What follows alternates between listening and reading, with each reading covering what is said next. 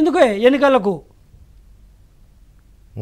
ఇంత దారుణంగా అంటే డబ్బులు పంచడమే దారుణము అనుకున్న, భోజనాలు పెట్టి ఓట్లు వేయించుకోవడమే దారుణం అనుకుంటే ఆ తర్వాత డబ్బులు వచ్చినాయి, డబ్బులతో పాటు మద్యం వచ్చింది.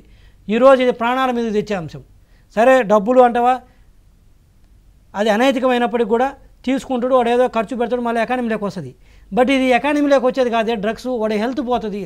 హెల్త్ కాదు, వాడు జీవితాంతం కూడా బానిస లెక్క అడిక్ట్ అయిపోయి వ్యసనపరుడు అయిపోయి వాడు చావటమే కాకుండా ఎవరిని చంపుతాడో తెలియదు, ఎవరిని కొడతాడో తెలియదు, ఆ ఫ్యామిలీకి ఎంత వేద ఉంటుంది, ఆ కుటుంబానికి ఎంత వేద ఉంటుంది. ఒక వ్యక్తి ఇంట్లో డ్రగ్స్కి అలవాటు పడితే వీళ్ళు ముష్టి వీళ్ళ ఓట్ల కోసము, వీళ్ళు మళ్ళీ గెలవడం కోసం ఈరోజు లిక్కర్ కూడా దాదాపు డ్రగ్స్ లాంటిది. ఈరోజు ఏపీలో అమ్మే లిక్కర్ కూడా అంతకంటే దారుణంగా ఉంది. అది ఎంత దారుణమైన నాసిరకం మధ్య అమ్ముతుంది.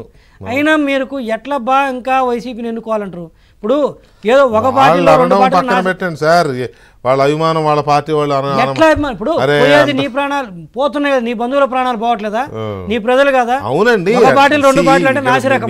అదే మొత్తం స్టేట్ మొత్తం. మొన్న ఒక అతను అనంతపురంలో అంటుండు, నాకు తెలిసిన ఆఫీసర్, అతను retired officer Venkatareddy, Kingfisher beer తాగాలంటే బడ్వైజర్ ఏ బీర్ తీసుకున్నా కూడా కల్తీ వస్తుంది, బ్రాండెడ్లో తీసుకున్నా కూడా కల్తీ వస్తుంది. ఇదేందో ఏపీ అంటుండు. తాగాలంటే హైదరాబాద్ రావాలంట, అనంతపూర్ నుంచి. కల్తీ గవర్నమెంట్ కల్తీ స్టేట్లో మరి కల్తీ బ్రాండ్స్ లేకపోతే ఉంటాయి. అంటే మామూలుగానే కల్తీ బ్రాండ్ తెచ్చారు, ఒరిజినల్ బ్రాండ్స్లో కూడా కల్తీ కలుపుతున్నారంటే ఇంకా ఏం చేయాలి? ఇంకా వెంకటకృష్ణ గారు, ఇన్ని జరిగినా కూడా నేను చెప్తున్నాను, వీళ్ళందరూ ఏంటంటే వైసీపీ పార్టీ డబ్బులు పంచి గంజాయి ఇచ్చి డ్రగ్స్ ఇచ్చి గెలవాలనుకుంటారు. జనాలు ఈరోజు ఆంధ్రప్రదేశ్లో డిసైడ్ అయినరు. ఒకసారి జనాలు డిసైడ్ అయితే నువ్వు ఏది ఇచ్చుకున్నా కూడా ఓట్లు వేసే పరిస్థితి ఉండదు. దానికి బెస్ట్ ఎగ్జాంపుల్ తెలంగాణలో జరిగిన ఎన్నికలు. తెలంగాణలో కేసీఆర్ గారు ఏదైతే మోడస్ ఆపరేండి ఫాలో అయ్యారు, ఇప్పుడు ఏపీలో కూడా అదే ఫాలో అవుతుండ్రు. జెడ్పీటీసీ స్థాయి అభ్యర్థికి 20 లక్షల రూపాయలు, 30 లక్షలు, ఎంపీటీసీలకు 10 లక్షలు, సర్పంచులకు 5 లక్షల రూపాయలు, వార్డు మెంబర్లకు 2 లక్షల రూపాయలు, కార్యకర్తలకు 1 లక్ష రూపాయలు, ఇట్లా నిలబెట్టి కొన్నారు కాంగ్రెస్ పార్టీకి సంబంధించిన వాళ్ళందరినీ. ఈవెన్ వాళ్ళ పార్టీ వాళ్ళకు కూడా ఇచ్చుకున్నారు బయటికి పోకుండా. ఏమైంది? కట్ చేస్తే కాంగ్రెస్ దగ్గర డబ్బులు లేదు, లీడర్స్ లేరు, వాళ్ళే కొట్టుకుంటున్నారు. ఉన్న 4 లీడర్స్ కూడా మొన్న రేవంత్ రెడ్డి గారు 3 అడుగులు ముందుకెళ్తే 4 అడుగులు వెనక్కి లాగే బ్యాచే ఎక్కువ ఉన్నారు అందరి గారని.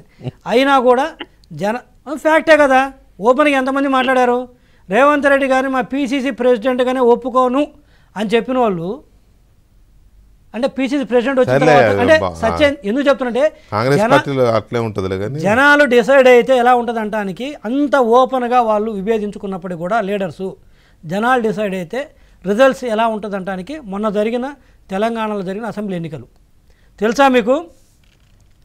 వెంకటేశ్వర గారు, నేను ఎక్కడ రాశాను, హుజూరాబాద్లో తమాషని తెలిసిన 2021లో ఉప ఎన్నికలు జరిగితే కాంగ్రెస్కు 3,000 ఓట్లు వచ్చినాయి.